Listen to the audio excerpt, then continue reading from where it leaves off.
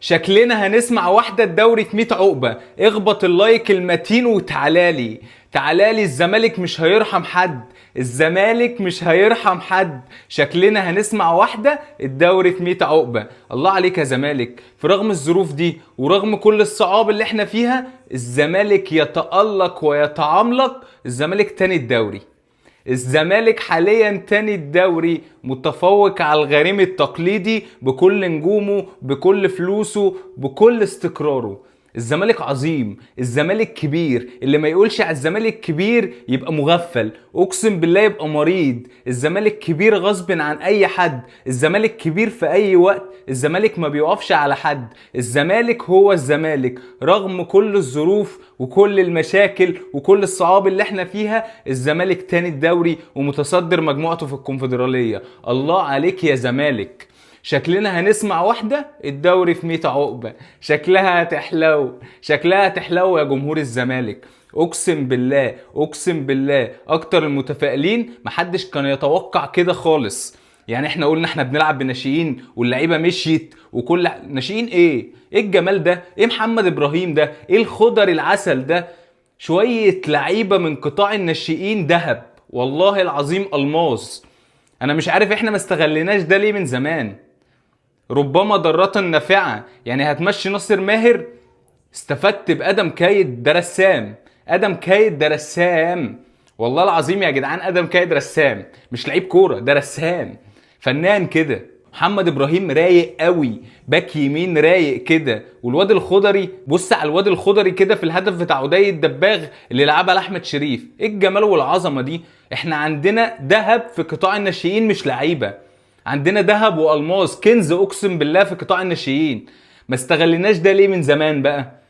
جايين في الصعب ونطلع اللعيبه. ما كنا طلعناهم من زمان، كنا استفدنا بيهم. والله عندك كنز في قطاع الناشئين، والله العظيم عندك كنز في قطاع الناشئين بتاع الزمالك. حاجه كده ايه، كواليتي عالي. اقسم بالله العيال دي سنه مع التانيه العيال دي تطلع اوروبا عادي جدا. لعيبه جامده جدا اقسم بالله. انا حابب اقدم الشكر الغريم النادي الاهلي على تعادله مع البنك الاهلي وبيديني فرصه ان انا ارجع للحياه من جديد. وشكرا والف شكر كمان لبيراميدز على خسارته من سموحه. اداني فرصه العمر.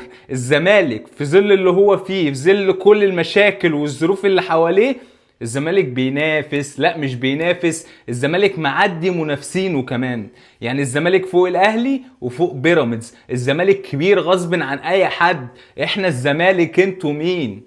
احنا الزمالك، انتوا مين؟ تعال بقى قيم لي اللعيبه كده. قيم اللعيبه كده. ابدأ بصبحي. محمد صبحي اديله 2/10 عشان محمد صبحي بيعمل غلطات ما يعملهاش ناشئ، ما يعملهاش حارس صغير. بيعمل غلطات كارثيه، والله العظيم بيعمل غلطات كارثيه. خط الدفاع يا باشا محمود حمدي الونش 8/10. محمود حمدي الونش مدافع كبير جدا، مدافع كبير قوي وشايل الدفاع. تعالى بقى للسيد اسامه. السيد اسامه عنده والله العظيم كوره، والله العظيم مدافع كويس، بس انا بحسه متوتر. يعني الغلطات اللي بيعملها هو متوتر مش اكتر. تعالى كده بقى الباك اليمين كده محمد ابراهيم، لعيب رايق جدا، اديله 7/10 و8/10 كمان. والله العظيم لعيب رايق جدا. باك شمال الخضري 9/10 ما فيهاش كلام. تعالى بقى انا نفسي اروح لادم كايد. ادم كايد ده برنس، ده رسام، ده مش لعيب كوره يا جدعان، ده بيقدم حلويات، بيقدم بسبوسه اقسم بالله. لعيب رايق قوي. ربما ضارات نافعه. يمشي ناصر ماهر من هنا نستفاد بادم كايد ونعرف قيمته.